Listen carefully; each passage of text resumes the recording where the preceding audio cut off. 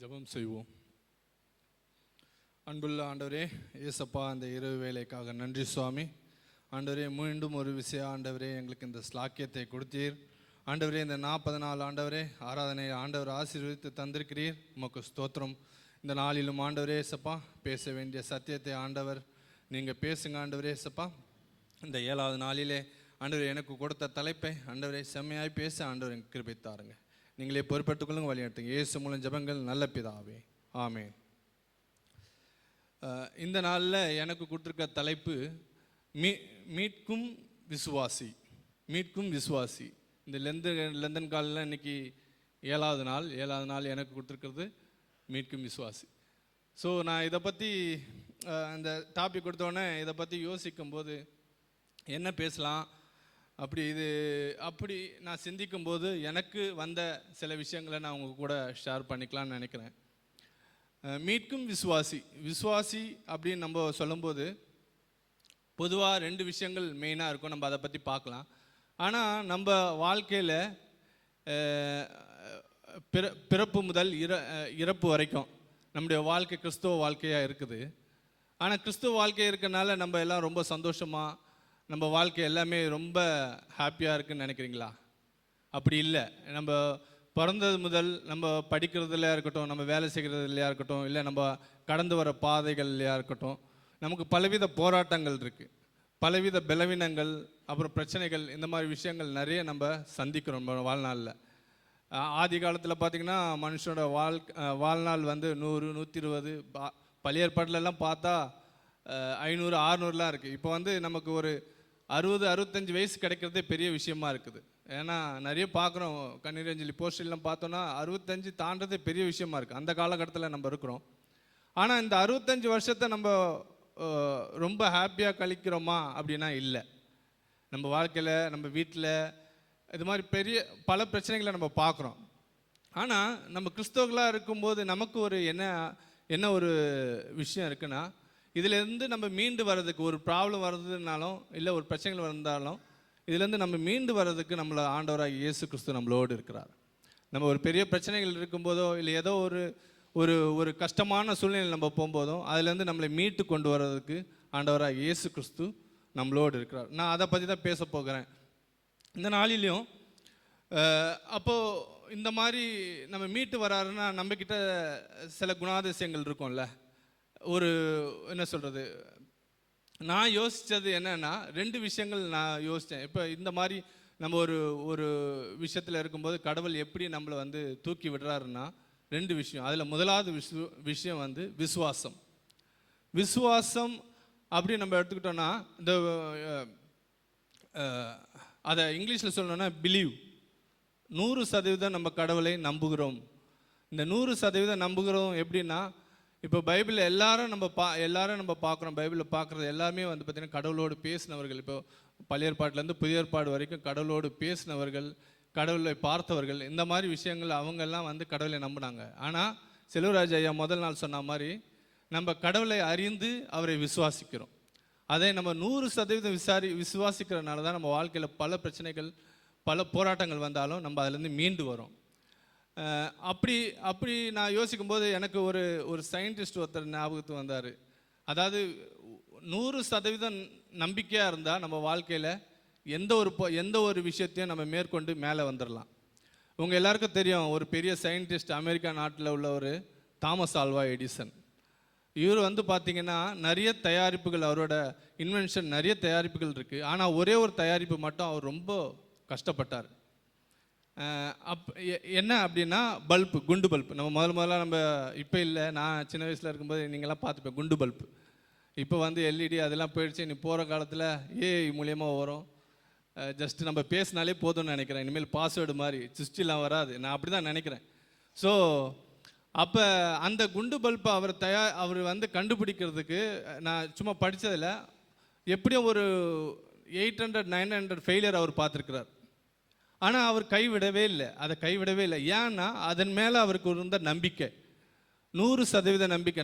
அதாவது அவரை பற்றி பார்க்கும்போது அவரோட தாட் எப்படி இருந்ததுன்னா, நான் அந்த லைட்டை பார்த்துட்டேன், நான் அதை கண்டுபிடிச்சிட்டேன், அந்த மாதிரி அவர் மைண்ட் செட்டில் அதை தேடி லாஸ்ட்டில் இறுதியாக அந்த பல்பை கண்டுபிடிச்சாராம். பல்புக்கு தேவையான உங்களுக்கு எல்லாருக்கும் தெரியும், மேலே ஒரு சின்ன ஒரு ஃபிலமெண்ட் மாதிரி ஒன்று. இதை கண்டுபிடிக்கிறதுக்கு தான் அவருக்கு 890 900 ஃபெயிலியர்ஸ் கிட்ட ஆகி லாஸ்ட்டில் அதை கண்டுபிடிச்சார். இப்போ அவர் அந்த பல்பு இன்வென்ஷனில் ஒரு ஹிஸ்ட்ரியில் அவர் இருக்கார்.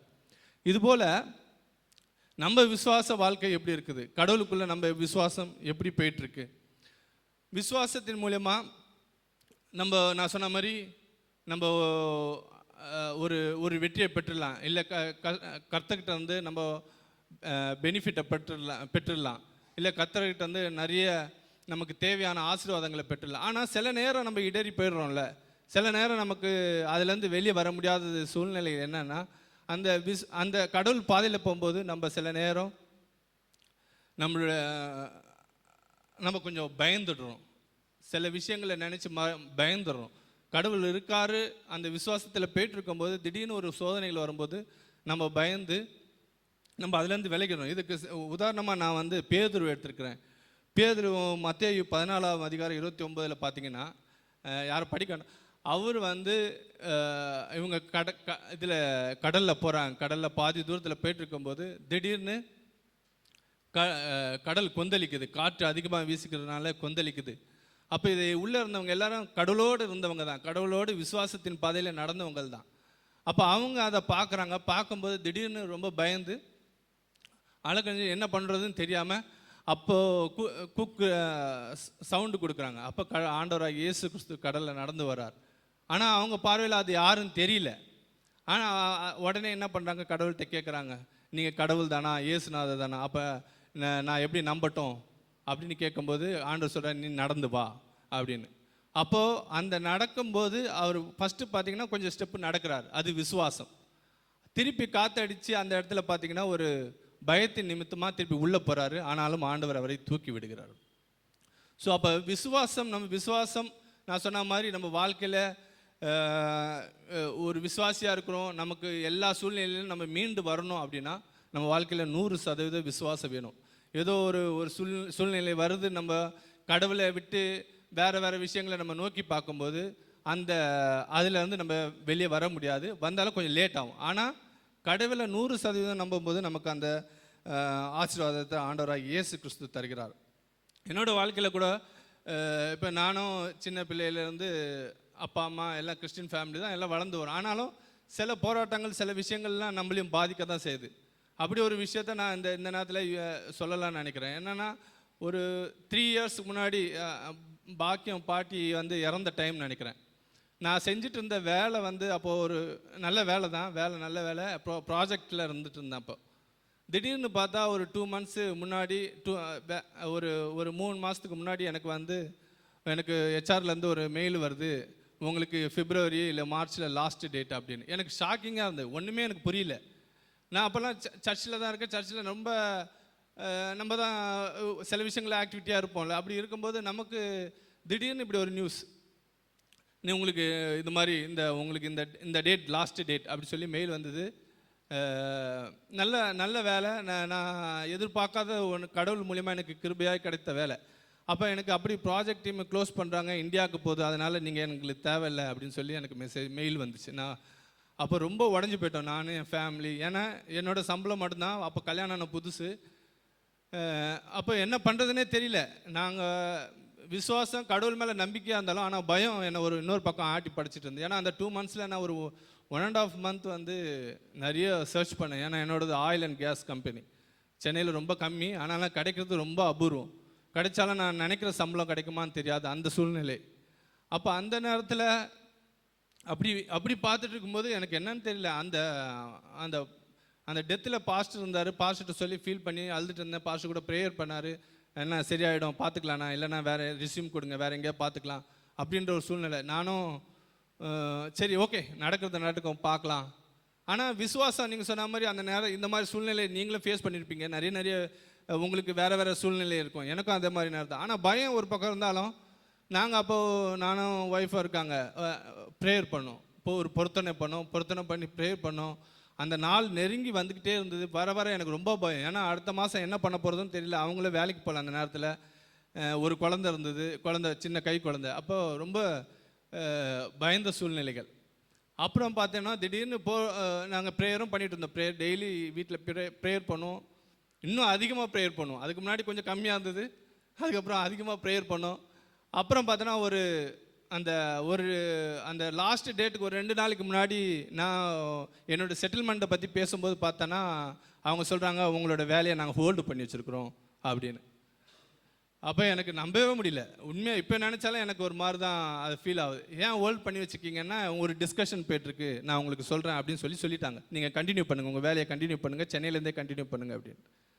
அப்புறம் திருப்பி ஒரு வாரம் கழித்து எனக்கு திருப்பி மெசேஜ் வருது, ஹெச்ஆர்கிட்ட வந்து மெசேஜ் வருது, உங்களை ப்ராஜெக்ட் டீம்லேருந்து அவங்க ரிமூவ் பண்ணிட்டாங்க, இன்னொரு டிபார்ட்மெண்ட் உங்களை டேக் ஓவர் பண்ணிட்டாங்க, நீங்கள் அவங்களுக்கு கீழே வேலை செய்யுங்க அப்படி சொல்லிட்டு ஒரு வாரம் கழித்து எங்களுக்கு வந்தது. ஸோ அதுக்குன்னு ஒரு தனியாக ஒரு ஸ்டைஃபண்ட் கொடுத்தாங்க, அதுக்குன்னு ஒரு என்னென்ன பெனிஃபிட் இருக்கோ அது பண்ணாங்க. சில விஷயங்கள் காம்ப்ரமைஸ் பண்ணேன், ஆனால் இது வரைக்கும் ஓடி என் வேலை எந்த ப்ராப்ளமும் இல்லாமல் போய்ட்டுருக்கு. இது மூலிமா நான் நிறைய பெனிஃபிட்டும் அடைஞ்சிருக்கேன். ஏன் இதை நான் சொல்ல வரேன்னா, நம்ம வாழ்க்கையில் நம்ம நிறைய விஷயங்கள் கடவுளுக்காக ஓடுறோம் பண்ணுறோம், ஆனால் நம்ம வாழ்க்கையில் போராட்டங்கள் வருது.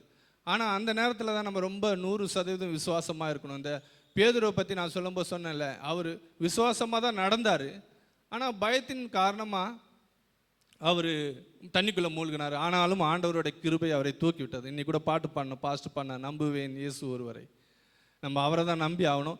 ஸோ இதுக்கு உதாரணமாக நான் ஒரே ஒருத்தரை மட்டும் பைபிள்லேருந்து காட்டுறேன். மார்க்கு 10ஆம் அதிகாரம், இங்கே வந்து 10ஆம் அதிகாரத்தில் 47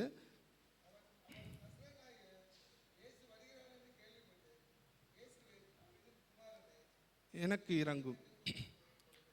இங்கே ஒரு நிகழ்ச்சி சம்பவம் நம்ம பார்க்கலாம். இதில் வந்து என்னன்னா, எரிகோ பட்டணத்துக்கு ஆண்டவராக இயேசு கிறிஸ்து வருகிறார். இதை வந்து எரிகோ பட்டணத்தில் குருடர் ஒருத்தர் வந்து கேள்விப்படுகிறார்.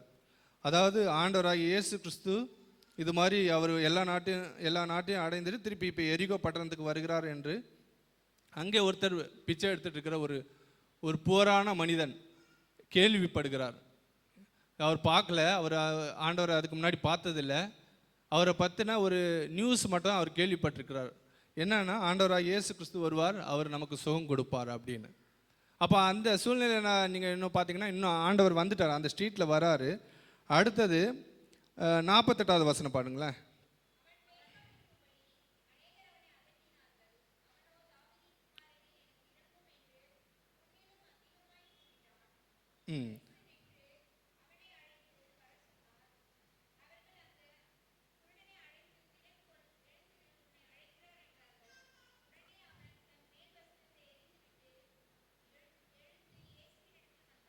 ஓகேக்கா. இப்போ இதில் என்னன்னா, இயேசு அந்த ஸ்ட்ரீட்டில் வராருன்னு அவர் சத்தமாக கூப்பிடுறான். ஃபஸ்ட்டு ஒரு வாட்டி கூப்பிட்றான், இந்த நியூஸை கேள்விப்பட்டு கூப்பிடுறான். கூப்பிட்டு அங்கே இருக்கிறவங்க அந்த விசுவாசத்தின் நிமித்தமாக அவன் கூப்பிடுறான். இயேசு கிட்ட போனால் சுகம் கிடைக்கும், அவரை கூப்பிட்டு அவர் என்னை பார்த்துட்டாருன்னா சுகம் கிடைக்கும் அப்படின்ற ஒரு எண்ணத்தில் அவன் கூப்பிடுறான். ஆனால் அங்கே சுற்றி இருக்கிற சுச்சுவேஷனை பாருங்களேன், எல்லாரும் வந்து அவரை அதட்டுறாங்க. எல்லாரும் நீ ஏன் கத்துற, என்ன வேணாலும் சொல்லியிருக்கலாம். பைபிளில் வந்து அதட்டினார்கள்னு போட்டிருக்கு. அவனை பிடிச்சி இழுத்துருக்கலாம், கீழே இருந்த அவங்க குரூப்பில் இருந்தவங்களை உட்கார்றா, உனக்கு என்ன வேலை இப்படின்ற மாதிரி கூட கேட்டிருக்கலாம். இல்லை சுற்றி இருந்தவங்க வந்து அவனை திட்டிருக்கலாம், அடிச்சிருக்கலாம். அதட்டினார்கள் அப்படின்னு கூப்பிட்டு. ஆனால் அவனோட விசுவாசத்தை பாருங்களேன். ஆனால் விடலை, அவன் இன்னும் முன்னிலும் அதிகமாய் சத்தமிட்டு கூப்பிட்றான். அப்போ அவனோட விசுவாசம் அங்கே இன்னும் வெளிப்படுகிறது, இன்னும் அதிகமாக வெளிப்படுகிறது. அப்போ இந்த மாதிரி நேரத்தில் விசுவாசத்தை அதிகமாக வெளிப்படுத்தும் போது ஆண்டவராக இயேசு கிறிஸ்து பார்க்குறார். பார்த்துட்டு 52வது வசனம் படிங்க.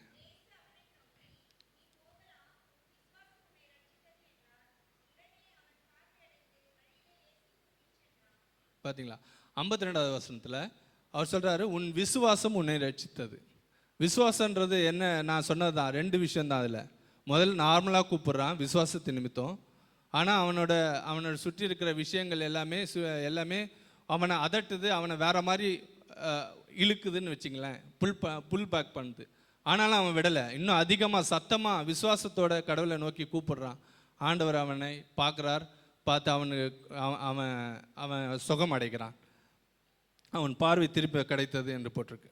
ஸோ இது மாதிரி தான் நம்ம விசுவாசத்தில் 100% எந்த ஒரு சூழ்நிலையாக இருந்தாலும் விசுவாசத்தில் நம்ம 100% இருக்கும்போது நம்ம வாழ்க்கையில் எவ்வளோ பிரச்சனை வந்தாலும் அதுலேருந்து மீண்டு வரலாம்.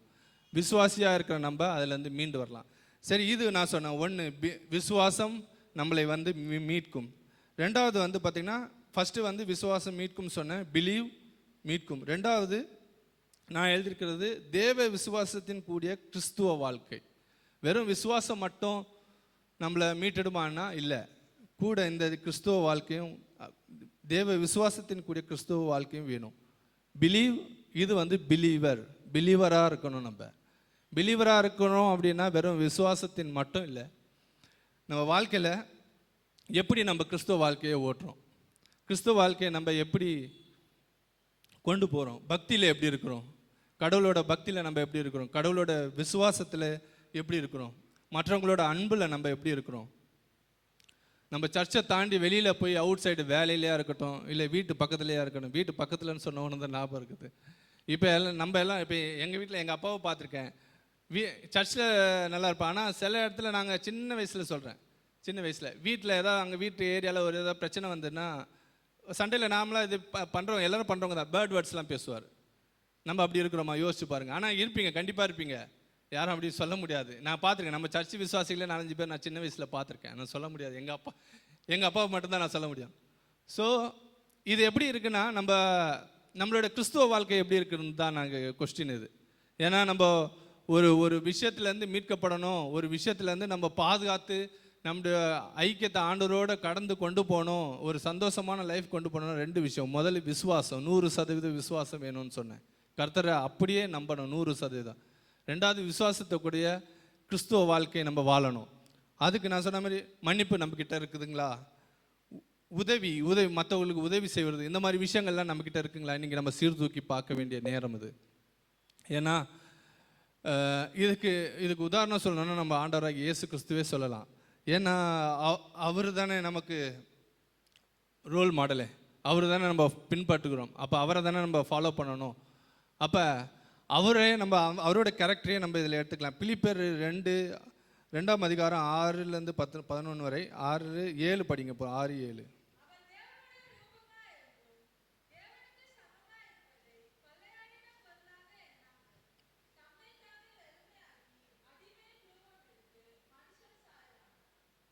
இப்போ இந்த வசனத்தை பார்த்தீங்களா, தேவனுக்கு ஈக்குவலாக நம்ம ஆண்டவராக இயேசு கிறிஸ்து இருக்கிறார். ஆனால் அவர் வந்து அவர் ஈக்குவலாக இருந்த பருவம் நமக்காக மனுஷ ரூபம் எடுத்து அவர் படாத பாடே இல்லை. அவரை நீங்கள் அவரோட லைஃப்பை நீங்கள் பார்த்தீங்கன்னா, அவர் பிறந்ததுலேருந்தே உங்கள் எல்லாருக்கும் தெரியும், மாற்றுத் தொழுவத்தில் எப்பேற்பட்ட ஒரு நீதி அரசர், எப்பேற்பட்ட ஒரு ராஜா. அவர் பிறந்த இடம் வந்து மாட்டுக்கொட்டகை. ஏன் அவர் வந்து தேவனுக்கு சராசரி, அவர் பிதாவானவருக்கு அடுத்த நிலையெல்லாம் இல்லை, பிதாவானவருக்கு ஈக்குவலானவர். ஆனால் அவர் தம்மை தாமே தாழ்த்தினார். இதே மாதிரி தான் நம்ம கிறிஸ்துவ வாழ்க்கையில் எந்த அளவுக்கு நம்ம தாழ்ந்துருக்கிறோம், எந்த அளவுக்கு நம்ம மற்றவங்களோடு இருக்கிறோம். நம்ம இப்போ வீட்டு பக்கத்துலேயே இருக்கட்டும், இல்லை நம்ம ஆஃபீஸ்லேயே இருக்கட்டும், போகிற இடத்துல நம்மளோட கிறிஸ்துவ வாழ்க்கை எப்படி இருக்குது இன்னும் கொஞ்சம் யோசிச்சு பாருங்கள். விசுவாசத்தின் கூடிய கிறிஸ்துவ லைஃப் இருந்ததுன்னா நம்ம வந்து தேவையில்லாத விஷயங்கள் நம்ம பண்ண போகிறதில்ல. அப்போ இந்த மாதிரியான ஒரு வாழ்க்கை நமக்கு வேணும். இருந்ததுன்னா நம்ம வந்து ஆண்டவராக இயேசு கிறிஸ்து நம்மளை மீட்பார். இதில் வந்து இந்த மாதிரி இருந்தோன்னா கடவுளுடைய பார்வையில் நம்ம நீதிமானாய் தென்படுவோம். நீதிமானாய் தென்படும் போது நமக்கு என்றைக்குமே எந்த பெரிய ப்ராப்ளமும் வராது. ரோமர் 1:17 வசனம் எப்படியா சொல்லுது, விசுவாசத்தினாலே நீதிமான் பிழைப்பான். இன்னொன்று எபிரேயரில் கூட பார்த்தீங்கன்னா, கர்த்தர் நீதிமான்களே வழியை அறிந்திருக்கிறார். நீதிமான்கள்னால் நான் யார் சொல்கிறேன்னா, தேவ விசுவாசத்தின் கூடிய கிறிஸ்துவ வாழ்க்கை வாழ்கிறவங்க மட்டும்தான். இது எப்பேற்பட்ட சூழ்நிலையாக இருந்தாலும் ஆண்டவர் நம்மை மீட்கொள்வார். இதுக்கு பைபிளில் நம்ம பார்க்கணுன்னா ஒரு மூத்த விசுவாசி இருக்கிறார். பைபிளில் மூத்த விசுவாசி யாருக்கா தெரியுமா? ஆபிரகாம். இன்னொருத்தரும் இருக்கிறார், நம்ம தாத்தான்னு சொல்லுவோம், நோவா தாத்தா கதையை தான் நான் எடுத்திருக்கிறேன். நோவா தாத்தா ஆதியாகமம் 6:9.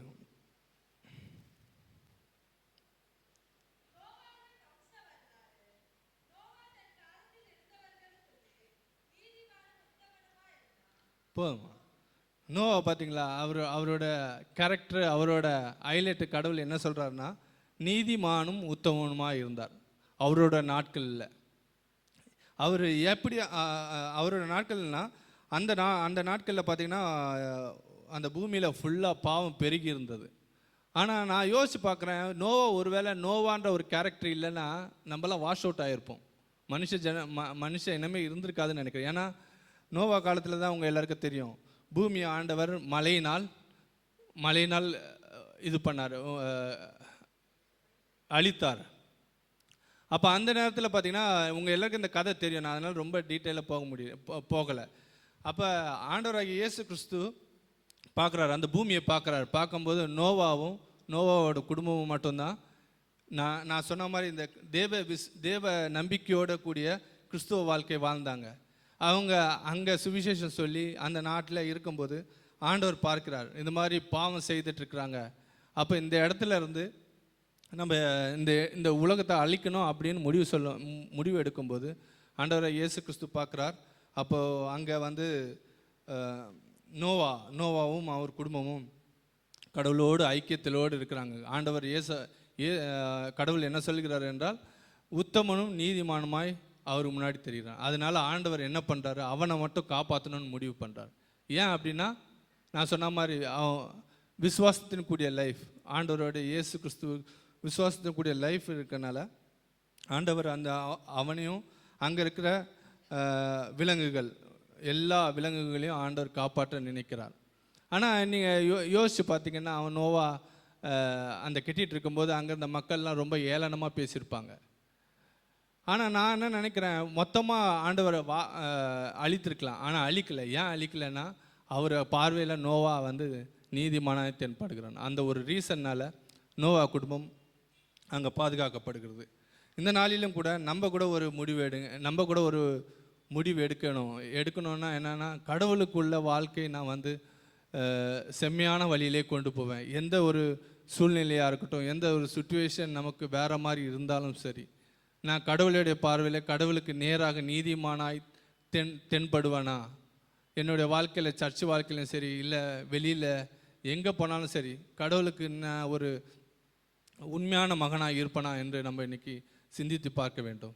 ஒன்று நான் சொன்னேன், பிலீவ், கடவுளை 100% வேண்டும். இன்னொன்று பிலீவராக இருக்க வேண்டும். பிலீவராக இருக்கும்போது நம்ம கிறிஸ்துவ தேவ விசுவாசத்தின் கிறிஸ்துவ வாழ்க்கை, ஆண்டவராக இயேசு கிறிஸ்துவோட வாழ்க்கையை நம்ம வாழ்கிறோமா என்று இன்றைக்கி யோசித்து பார்க்கணும். இப்படி நம்ம வாழும்போது ஆண்டவராக இயேசு கிறிஸ்து எவ்வளோ பெரிய பிரச்சனைகள் வந்தாலும் சரி, நோவாவுக்கு கூட நீங்கள் பார்த்தீங்கன்னா 40 நாள் அழிக்க போகிறேன்னு சொன்னார். ஆனாலும் அந்த விசுவாசியை ஆண்டவராக இயேசு கிறிஸ்து காப்பாற்றினார். ஒருத்தர் 2 பேர் அப்படின்லாம் பார்க்குறதில்ல. அவ்வளோ பெரிய ஜனங்களை அழிக்கும் போது ஆண்டவர் நோவாவை நீதிமானாய் கண்டார். நீதிமானின் நிமித்தம் அவன் காப்பாற்றப்பட்டான். நம்ம கூட நம்ம வாழ்க்கையில் நம்ம செய்கிற விஷயங்களாக இருக்கட்டும், எல்லாமே கர்த்தருக்கான வழிகளில் செய்ய பிரயாசப்படுவோம். கர்த்தர் நம்மளை ஆசீர்வதிப்பாராக. ஆமென்.